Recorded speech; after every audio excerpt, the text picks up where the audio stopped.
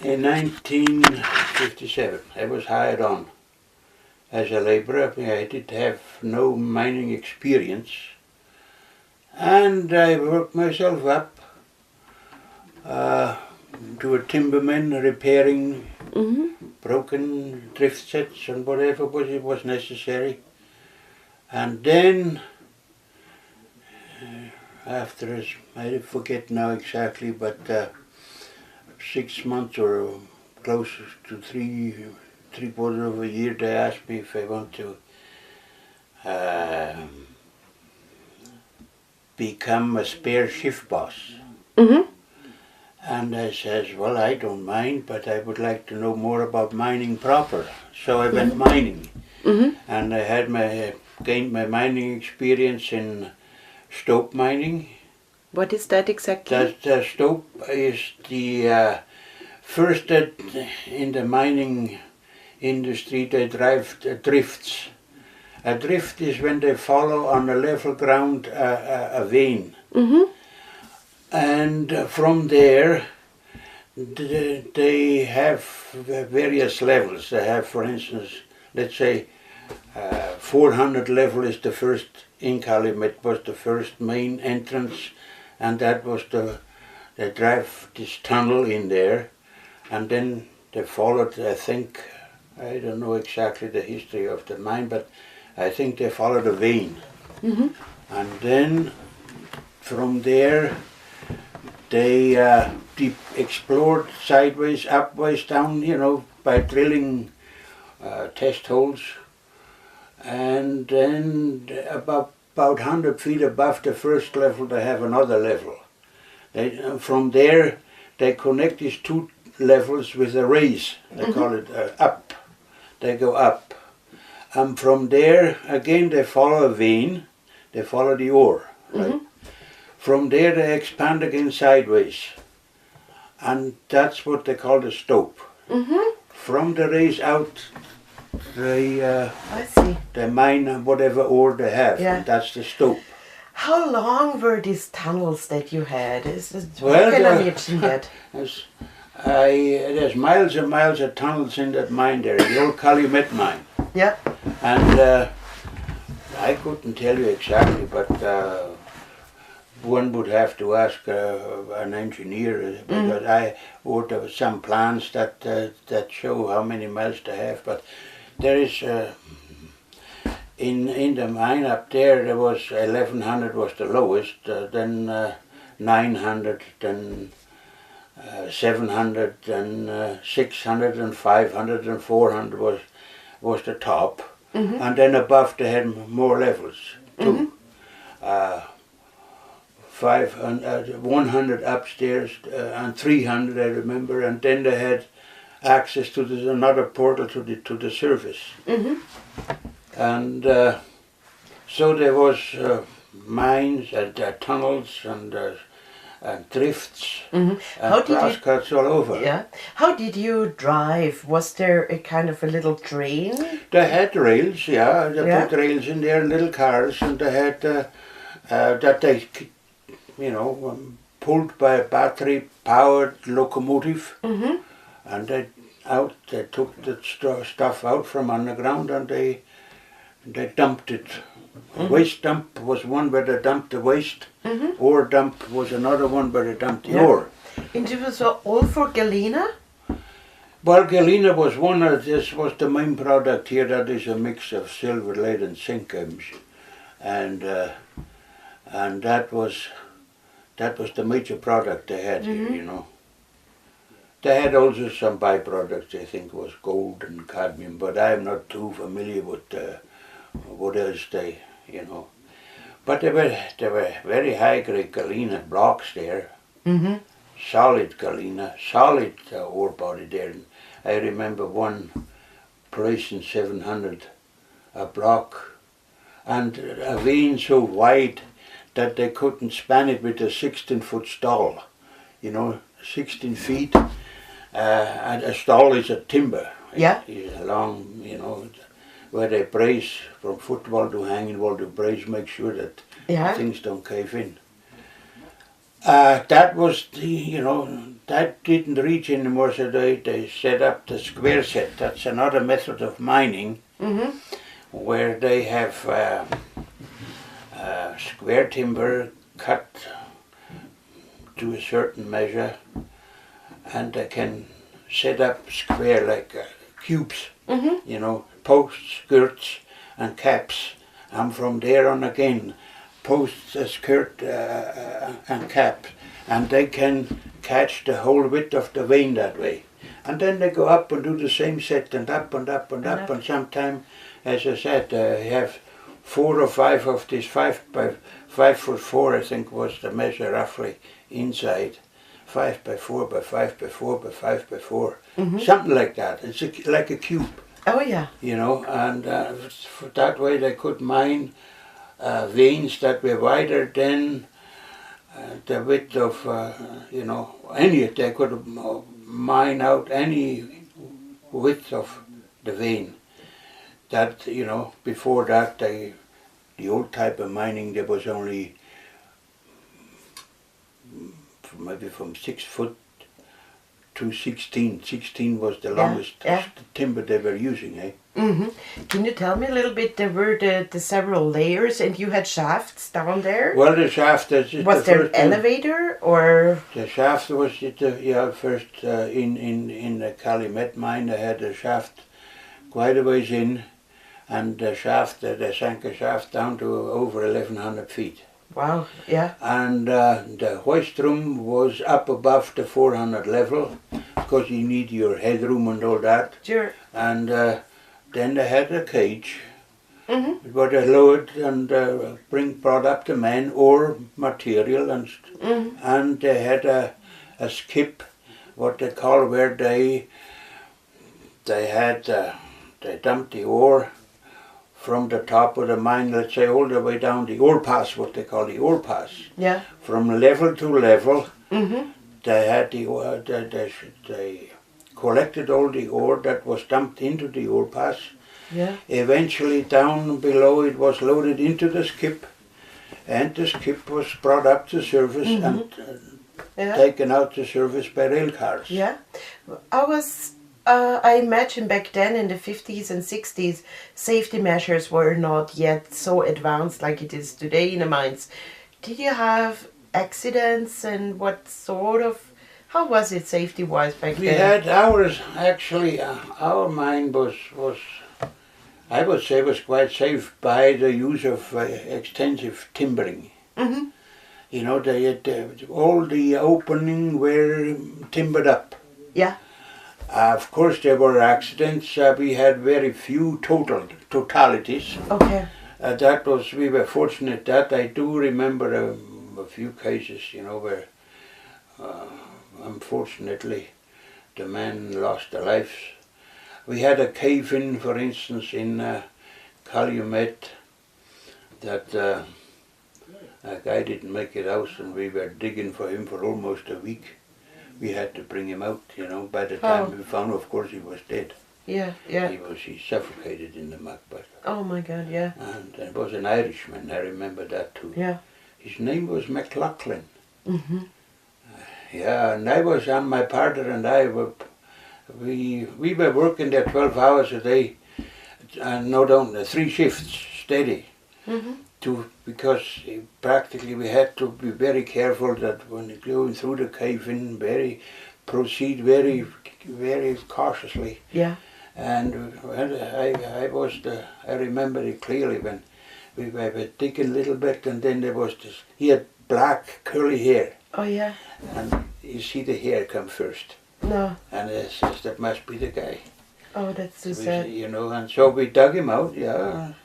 But unfortunately, he was dead.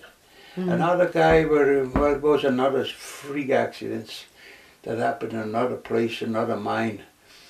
I think that happened up in Wernicke. They had I think it was a black cap, I forget now the name, but anyway.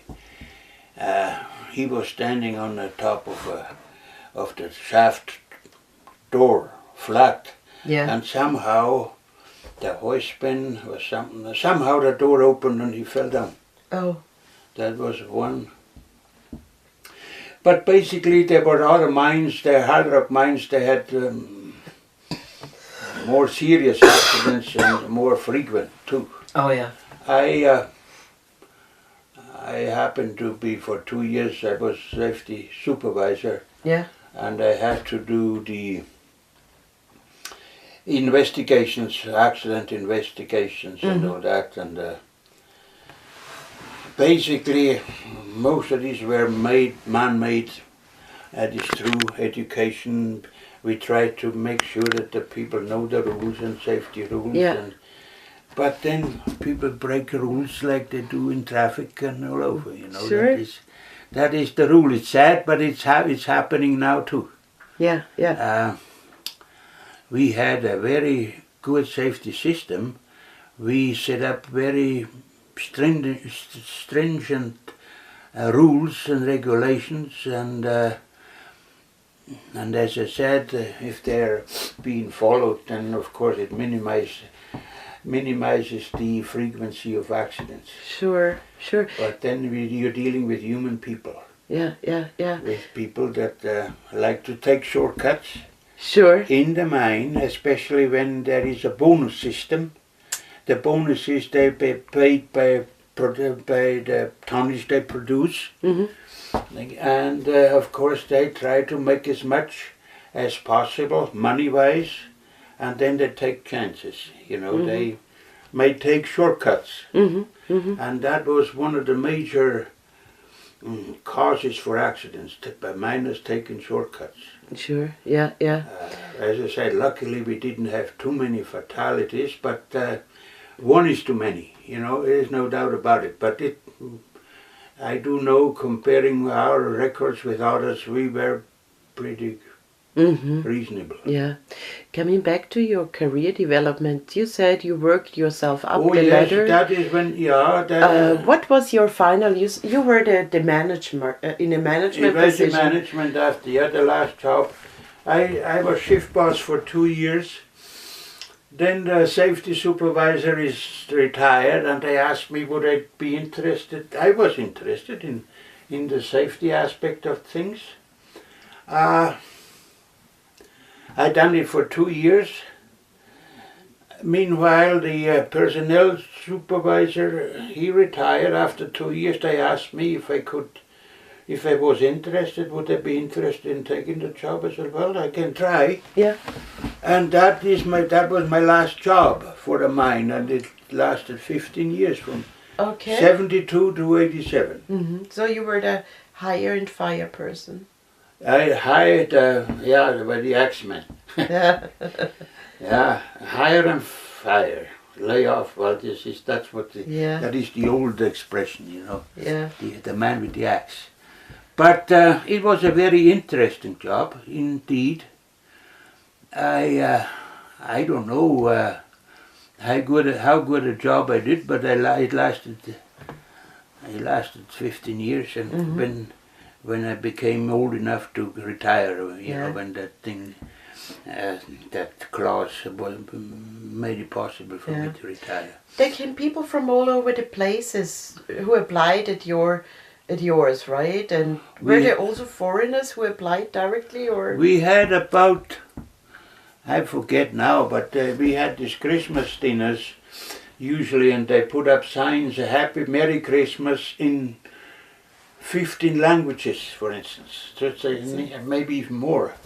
We had Hungarians, we had Germans, we had Polish people, some Finlanders.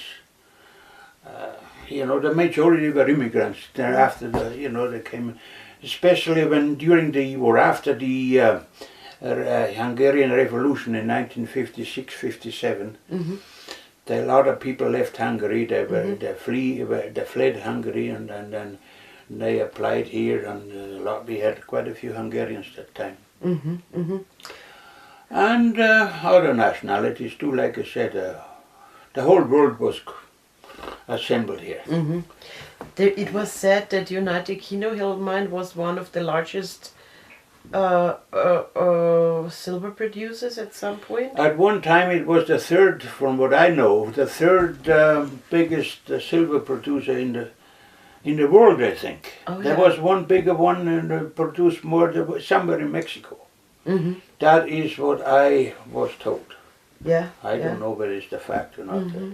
How did this, is it true that they were called displaced persons, those who came in?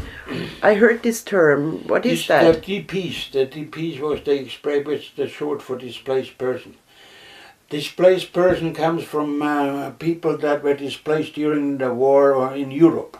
Mm-hmm. You know, they lost their home for one reason or another. Maybe they left voluntarily or they were moved by other forces. Mm-hmm. You know, that's what they called DPs, Mm-hmm. which was what we call a Schimpfwort Oh yeah. in here. So you know. an assault. Yeah, that's what an insult more or less. And the people, but you know, the war started. Many things that made people move from being chased away or being, Mm-hmm. expropriated, whatever, from the east. Yeah. Yeah. Uh, What was your personal motivation to move away from your hometown? Which was, how is your hometown called? My hometown called Eckenfelden. That was a little town in Lower Bavaria, and I didn't emigrate for financial reasons or I had a good job there, but it was adventure for me. Oh yeah. You know. Uh-huh. A lot of people for instance, from Germany, they came after the war when they were in the army. I wasn't. I was too young for the army. Mm-hmm. But our dream was always to move somewhere. Oh yeah. My dream and some of my classmates. I remember one classmate and we were making plans from our little town to build a boat, float to another, that river was called the Rot River. Mm-hmm. The Rot River flows into the Inn River by Scherding. Oh yeah. From Scherding, the Inn River goes into the Danube In Passau. in Passau, and we had in mind to paddle there, eventually go down the Danube and reach the Black Sea. That was our dream as a, yeah. So, but then the war ended, and we were able to, to come up with other means. It was easier to fly over than. Yeah. Was Not it? the boat. I came by boat. You came by boat. Was it an expensive trip to come over? No, it wasn't that expensive. It was $1,000, I think, we paid that time for the fare. Mm-hmm. Mm-hmm. Some came over. Some of these DPs, they were hired here by mines, and they made a contract. They signed a contract to stay for a certain time. Then they were free to go again. To do something else. Okay, so those people knew already where to go They for knew work. where to go. They were hired on by these mines or the lumber camps too. They were Yeah. taking a lot of these immigrants up.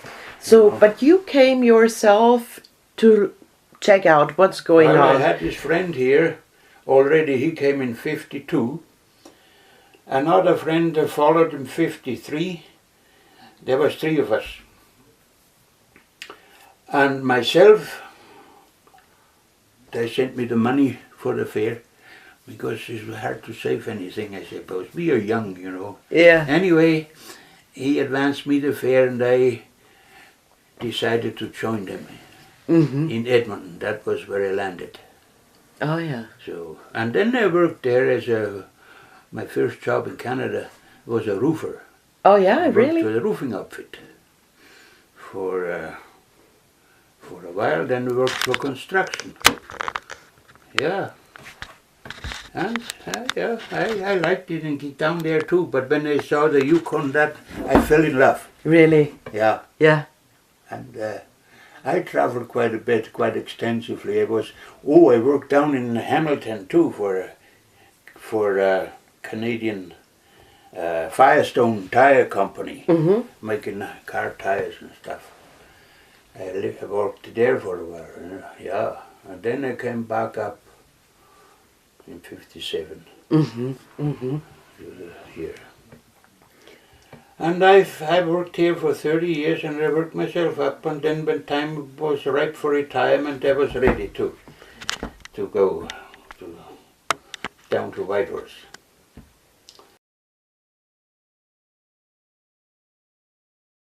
And I talked to Fulvio Roberti, Yes.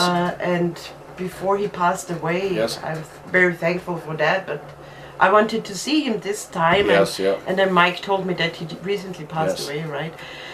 And Fulvio told me that there was a strong movement on part of the workers to keep the mine alive, and to... What was that Yes, story? that was Fulvio's personal story, Yes. because he was interested in even taking over the mine had he gotten more support from the government, and they made a deal with somebody else. But he was strongly, he was hoping it was done. He was doing his best to reopen the mine again, and Just to keep he even used his own money. He lost quite a bit of his own money. Really? Yeah, lots. You know, lots. Yeah. And of course they gave him shares for a certain amount of shares, 1 million shares, then worth nothing worth right nothing. now. You can't even build a United, fire. you know, Yeah. he was hurt badly. Yeah.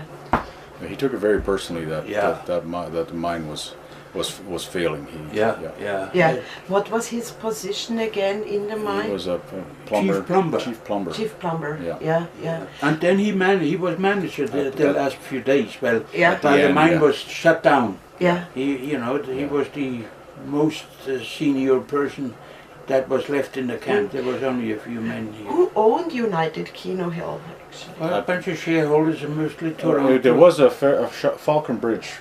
Was the yeah. head company at one time. The main owner of Falconbridge. That's right. They're big. Well, they were big down east. They've got this. They had the big nickel mine in Sudbury. That's since changed to this other outfit. Valley. Yeah. So towards the end, I don't really recall how all the political ins and outs of if Falconbridge still owned it at the end or not. I don't know. Okay, yeah, well, it doesn't matter too much for that purpose. And was it a union mine? Like, were you Yes. primarily employed Yes. through the union? Yes. The work was union and management. Yes. Hourly rated were unionized, and the staff. Yeah. Staff were, Yeah. What was the specifics? How can I understand, or people who don't know much about mining, what is the difference between union people and non-union people? The union people are the guys, the hands-on people, the hourly paid. the hourly paid, like the mechanics, the miners, the carpenters, the And the plumbers, staff was salaried. and the supervisors and shift bosses and all that. They were salaried. So, but like I was union. I was on the union. I was mechanic. So, and he was on management on the staff side. Okay. So, So and you were paid through the union, or no, we were paid. We were paid. The mine paid us. The union, but basically, what the union's role was to try to get as good of a deal, a contract for the workers. And have you been more protected, or was it in the end no difference? As far as, in what way do you mean? When the mine shut down, maybe you know that a bit, or Well, my thing is my take on. I wasn't here right when the mine shut down, but it didn't make any difference. yeah, Because all the union members had to go. Everybody had to go. So they're all in the same boat. yeah. So it was just, and lots of the guys that went and lived in Whitehorse, and they figured, oh, the mine is going to open any day, and they hung around Whitehorse for years. Some of them, and the mine, they did. Well, it was kind of a little trick the company at the time pulled. They tried. The deal was that after a certain length of first, when the mine shut down, it's considered a temporary shutdown. And after a length of time, was it 2 years or something? Then it would be considered a permanent shutdown. And when it became a permanent shutdown, the company had to pay out the union members a certain it was what's it? Golden handshake. No, well, not really. Retirement. Yeah, pension. Pension. Pension. Yeah, Okay. and they had to pay this out. And that was based on the union's members' time of service, etc. So the longer you worked here prior to, the more you got. Yeah. So just prior to the two-year time limit, I believe the timeline might not be correct, but the company said, okay, we're going to open up again, but you guys, union, you have to give up your severance pay or whatever. Yeah, severance. That's the word I'm looking for. Yeah. So it is sort of a golden handshake. Severance pay? Yeah, to sever a job. Okay, yeah. That's what it was. Well, the pension we got anyway. No, it's a severance. So the union, they're all gone home because they've been sitting in Whitehorse and all over in Keno Hill. They're all trying to relive the glory days. You know, they came back. The union executive, and in their infinite wisdom, signed off on this new proposed contract where they will do away with the severance pay. The guys played around here for a couple of weeks, and then they said, okay, now it's a permanent shutdown, no severance pay, goodbye everybody. And that was it. And the shocking thing for both of us was that I was gone. We just happened to come up here to Keno. I still had another property here, and we could see what the ploy was. That's exactly what the company wanted to do, was to do away with having to pay out a bunch of severance. Oh yeah. And but the union executive, and like I say, in all their infinite wisdom, they walked right into that trap, both eyes open. So, that it worked for the company. Yeah, yeah. So, and it would have been a lot of money, because there were a lot of people that had 25, 30 years seniority, and they would have had to, would have been paid out a fair bit of money. Yeah. So the consequence was that the town was, so to speak, abandoned, dismantled. People were spread out all over the place. Yes, that's right. So, Koni and Eric, how did you experience that, or felt, or how did people feel about being forced to go away from something that was called home? Well, this is the thing. For me, it didn't matter because I was already elsewhere. I had found work elsewhere prior to the shutdown. Yeah. But I know people that actually were here for the shutdown. Like, they have always, over the years, there was almost a sense of false security. Like, Elsa, you're going to get looked after forever. Oh yeah. And it was a huge wake up call for many people. All of a sudden, they were just, now what? They're on their own. On their own. Mm. And a lot of people, although they had worked here for many years, they had not saved any money. They were just cast out into the real world, as you could say. Oh yeah. Koni, you said before that this is a kind of a miners thing to blow up money. How can you describe that? Well, this is the old timers, they come in, mostly single people.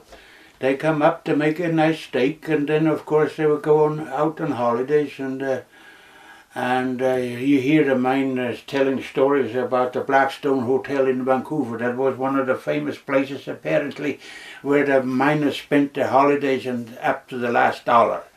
And this not only happened in mines, but also in lumber camps too. This is famous, But that's the way the life was. They single people, and they were then let themselves go when they were out, and until they were broke, and then they came back again. Yeah. And they started the same cycle.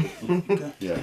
Tramp miners. Yeah. Yeah. That's what they called And them. this is why Tramp miners. they were talking, oh, you're from that man, oh, I know that guy too, and everybody knew everybody else.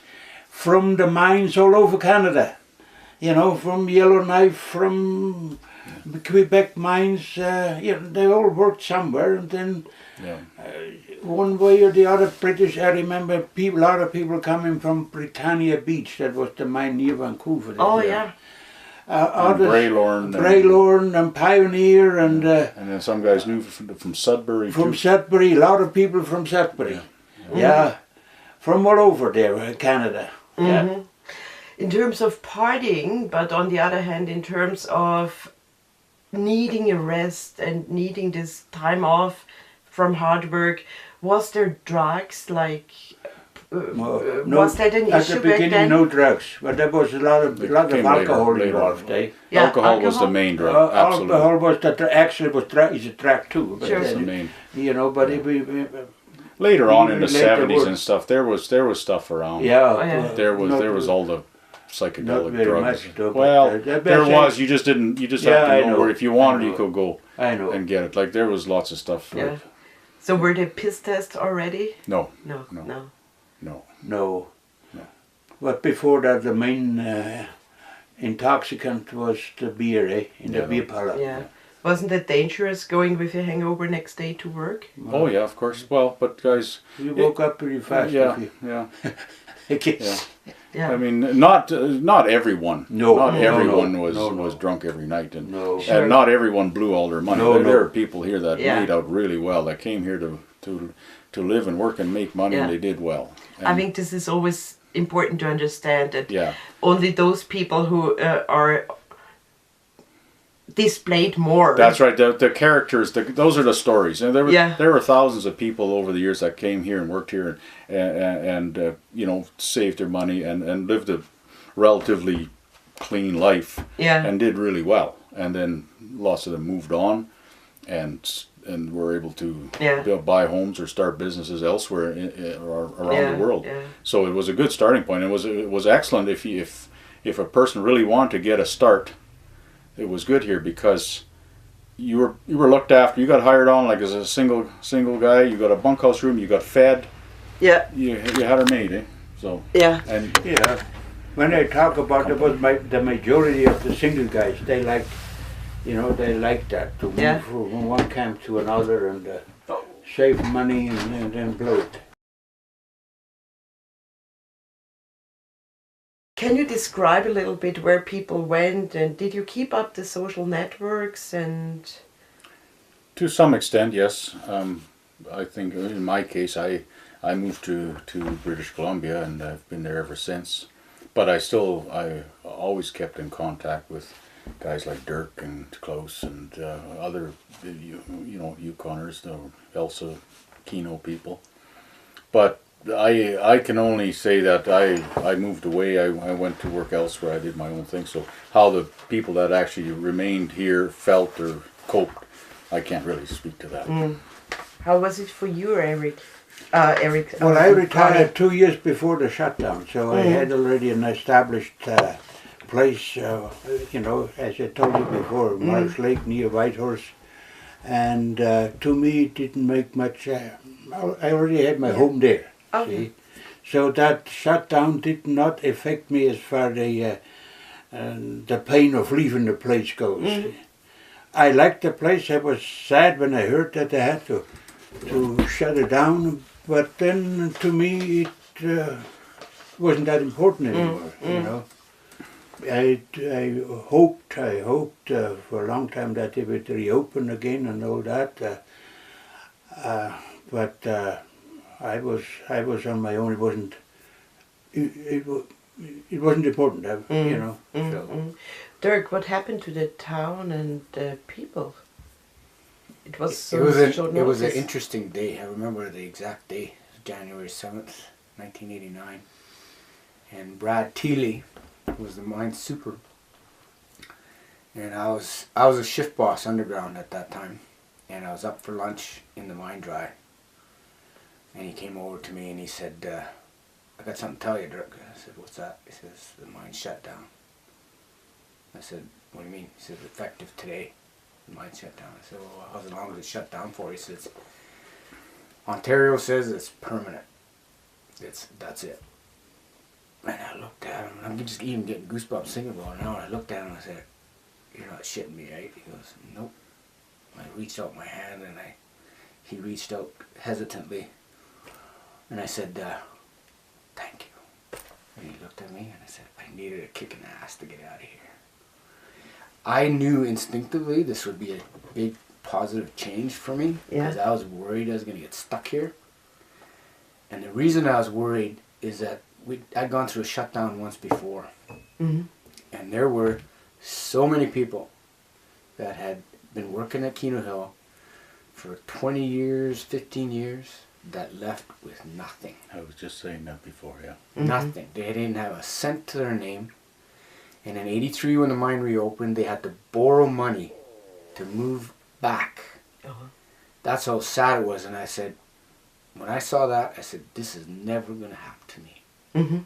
So it was a huge valuable lesson. And I started saving money from the minute I got back here. In fact, I almost quit because I was digging ditch.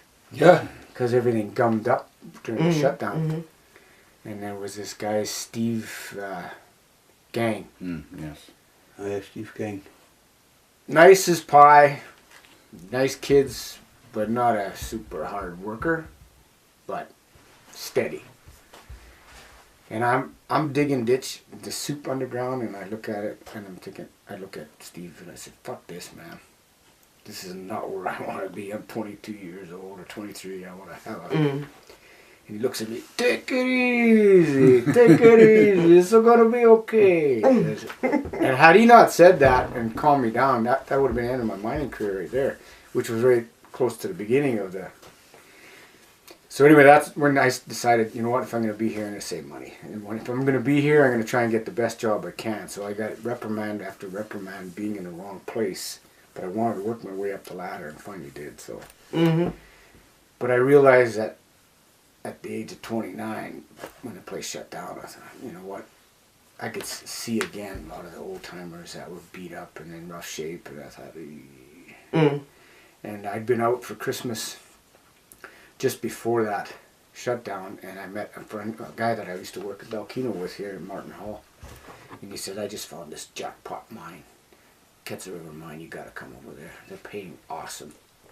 Oh, really? So you went to Ketsa? So I phoned them. They said, go get your medical. So I took a drive to Whitehorse, got a medical, just gave them a copy. The mine shut down January 7th. I was still employed till February 7th. I was the last supervisor to go. Corrigan had a soft spot for me, the mine manager. So he took care of me, even left me with my moving allowance and everything. Like he was... So my last day here was February 7th, and I started at Ketsa February 9th. So I never lost. Oh, yeah. I didn't even have a weekend off. Mm-hmm. So I went from here to another job. Ketsa is how far away from That's where, well, not. Ketsa is hour drive from Ross River north. Oh, yeah. Oh, at this one. Yeah. Okay. Yeah, It was sure. a gold mine. Mm-hmm. Anyway, it was, from what I learned here, going there was like drilling in a snowbank. Yeah. Why? Because the ground's so soft. Really? I'm so used to drilling 46 holes to 50 holes around to 17. Yeah. And Oh my God. I was breaking 6 feet here, 8 feet there, and getting paid $185 a meter. So it was like, again, I knew with this kind of money, can't last. Can't last. So give her shit, head down, ass up. And when I was done there, I decided that's it, I'm done with money. Mm-hmm.